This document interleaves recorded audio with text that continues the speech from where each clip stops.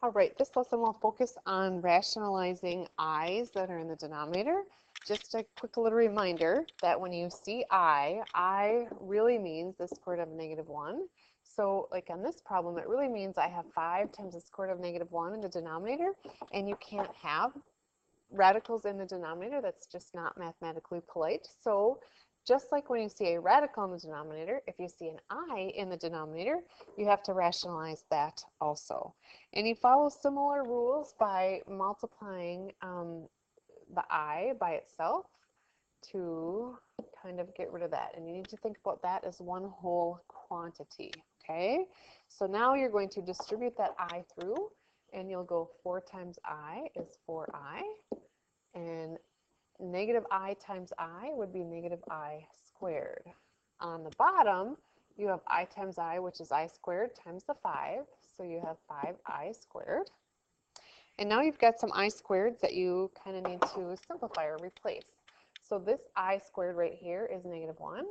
So then on the top, what happens is you have 4I minus -1, or 4I plus 1.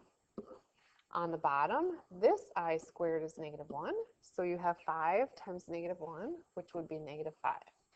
Okay, now I'm going to tell you that I'm okay with you leaving your answer like this. That's totally fine. I will tell you that in accelerated math, they very rarely will give you a negative in the denominator. So what they will do is they will typically switch all the signs like this to make this be -4I minus 1. Oops, not 5.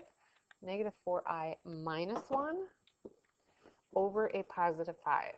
So if accelerated math has this answer, it is mathematically the same answer as yours, even though you will think that you did it wrong, okay? Just so you know.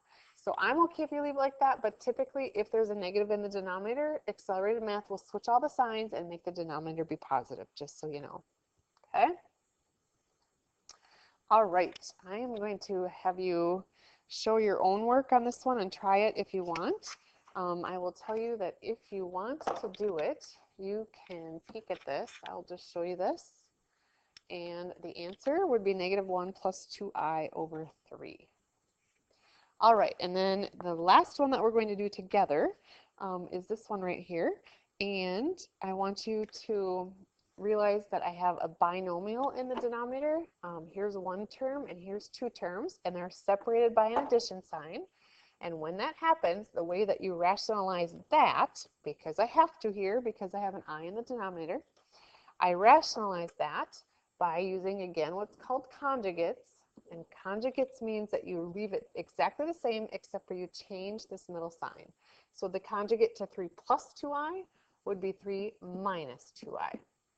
If I do that to the bottom, I have to also do that to the top, so that it's like I'm multiplying by 3 minus 2I over 3 minus 2I, which is basically the same as multiplying by 1.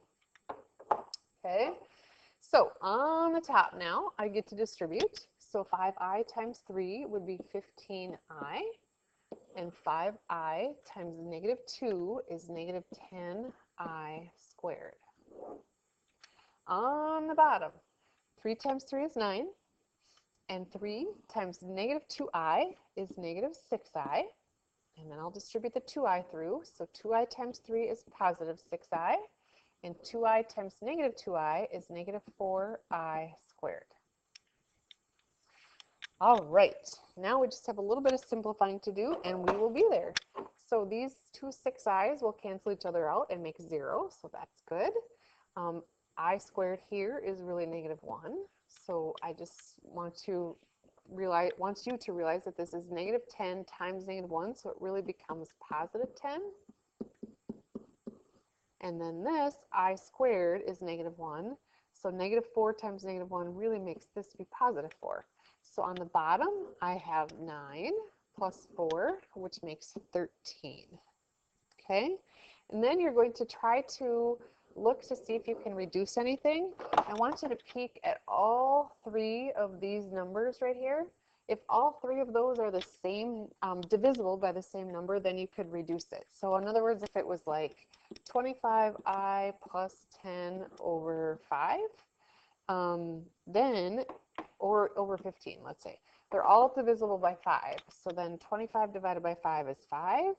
and 10 divided by 5 is 2, and 15 divided by 5 would be 3. So peek for that. In this case, you can't do anything, but you might be able to in some of your accelerated math problems. And then this one, if you would like to try it, I'll just let you show it again. You have to use conjugates, and there's your conjugates, and you get that, and then it simplifies to that. Okay, so that would be your answer if you'd like to try it. All right.